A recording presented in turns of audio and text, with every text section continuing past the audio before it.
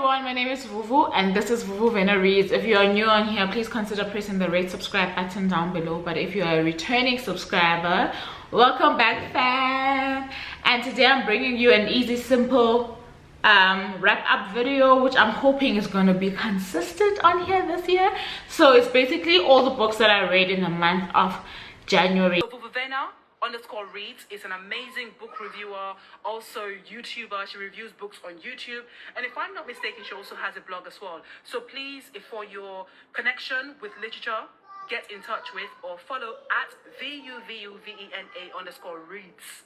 She is based in South Africa, and I think it is also extremely important to follow literary content creators who are based outside of the West and in continental Africa, because they do a really good job of bridging the gap.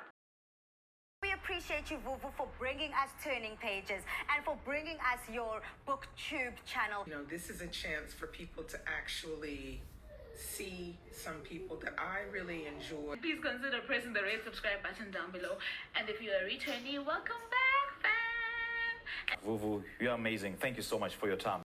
So I don't know if I've shared on here or not, but this year is a little bit different for me in the sense that I don't have help at all with my kids, and they have been learning virtually for the first week and so of school's opening. They will be going back to school soon, so that's a relief, but that means that I have very limited time to read as compared to last year. I'm trying my best to meet my target for this year, so I'm trying to make sure that I do the heavy lifting early so that towards the end of the year I'm a little bit more relaxed. In case you didn't know, my reading target for the year is 40. Huh? I'm now confused as well. I want to say my reading target for the year is 50 books. I could be wrong. Last year I did 40, so I do think my reading target for the year is 50 books. So that's what I'm targeting. In the month of January, I managed to read 5 books in all. And I won't say them in any particular order, but I think I'll start with the one that was the Audible book that I listened to, well, audiobook that I listened to through Audible, and that was Anxious People by Frederick Beckman. This book I gave a 4 out of 5 stars. I absolutely loved it. I loved the lightness of the serious issues that were being delved into there. I loved the narrators. I think it was one narrator, but they did such a great job in helping the listener differentiate between the characters. I loved the mixture of characters that he brought through there, all to tell you that everybody is actually all struggling through life in similar ways as you, and we're all just fighting to survive. We're all literally just anxious people as far as I'm concerned. That was the message of the book, and I just absolutely loved how he treated this very, very delicate and sensitive matter of mental health in the world in which we live in, which is not mental health, let's say 40 or 50 years ago. I absolutely loved that he brought in the modernity of struggling with these issues, because it's not just one issue, even though he chose the term anxious to define a lot of it. And he did an incredible job with that. I absolutely can't rave enough about that book. It was a 4 out of 5 star read. You guys know that the first book that I showed you this year that I had finally managed to read was The Handmaid's Tale. This was another 4 out of 5 stars for me. I think because I had seen the series, it didn't require that much imagination from me, and perhaps that's also where I took out the other point, because I didn't work so hard with this book, if you get what I'm trying to say. And I'm not saying that books that I work too hard on are automatically gonna be high points. I'm just saying that I wish there was a little bit more than what I had seen in the series, but maybe it was a big ask. Also, I did feel like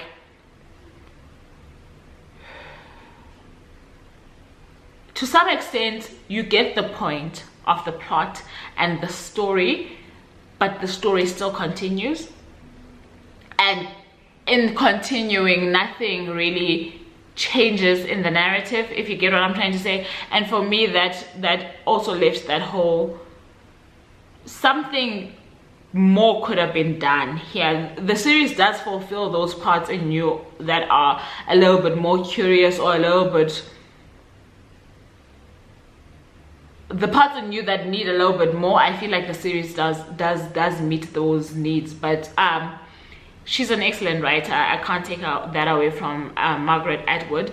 There are lots of quotable moments on here. Obviously, this being a dystopian based on a religious society that is patriarchal, for lack of a better word, is a very important story for any woman who lives in a society that holds the potential to become such a society as Gilead is. If you've watched the series, you know exactly what I'm talking about. This was a good read in the sense that the author is talented in the writing. I just struggled because I'd watched the series first. I also read along this one with Audible, with an audiobook. Wow. With an audiobook, which is what made it a little bit simpler for me. So that's the second book that I read. The third book that I read was the 5th book in the Xoxo series, called Mess. You guys can look out for a review on this channel coming up soon. It's the only book in the series that I haven't yet reviewed. I believe there are 6 books in total. The last book is not yet out, so this was book number 5.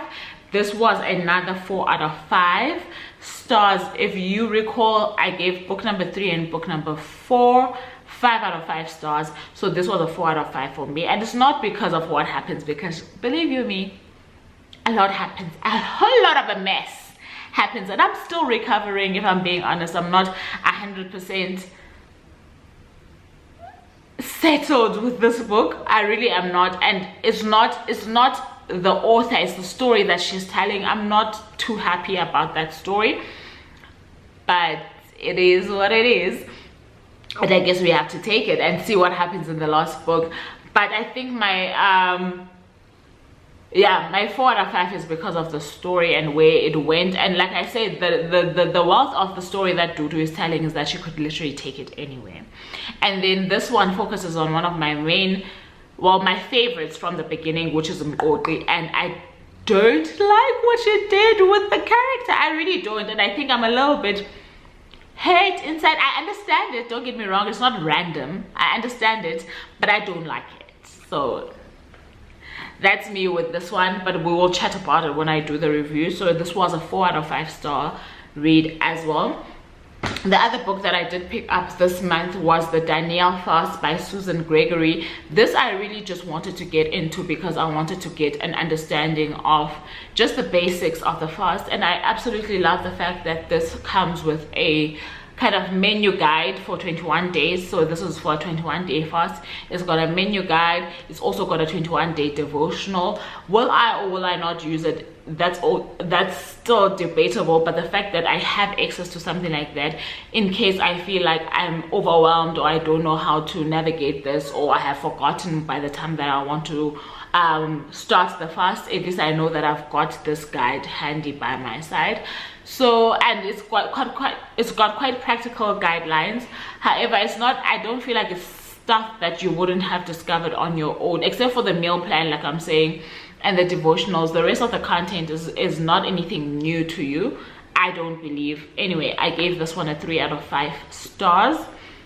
And then the last book that I read was my first read from Angela McCullough, which is her latest offering, Critical by Stable. I believe this is her 5th book. I read this along with the Azania Book Club for our January pick. We had recently had a review of this. Actually, on Sunday, we were reviewing this book. We all have strong sentiments about it. I will be reviewing it on this channel. For now, all I can tell you is that I gave it a 4 out of 5 stars. It was a generous 4 out of 5 stars because I'm not somebody who likes to discover authors on their last books, and I've got the rest of Angela's books over here. It's just that this was a book club pick, so I had to read it first. Otherwise, I usually read authors in chronological order so that I can get a grasp of various things, including growth, including language, including settings and stories and how you go about delving into your stories. I don't think anybody wants to read an author who is a copy and paste, and all the only thing that has changed is the character name, if you get what I'm trying to say. So I'm yet to discover what kind of author Angela is on my own by going through the rest of her work. This copy was sent to me by Pan Macmillan South Africa for reviewing purposes, and like I'm saying, this was a 4 out of 5 stars. I wanted to read more in the month of, sorry about that, I wanted to read more in the month of January, but as I explained at the beginning of the video, I have to accept the fact that my situation does not permit for me to do as much reading as I'd like to. But I have made a conscious decision I've made a conscious decision that the books that I have selected for consuming this year, and I don't get to them, not because I don't want to, but because I don't have time, I will then carry over to the next month, and so on and so on and so on it goes. That does not necessarily mean that they won't be overtaken by other books. It just means that they will be in my radar for me to be able to pick them up should I want to do, because I don't go back to my shelf after I've picked the books. That's the system that I want to work on this year, because I really want to handle this TBR. So there will be very little book buying this year and a whole lot of TBR consumption. That's what I'm about in 2021.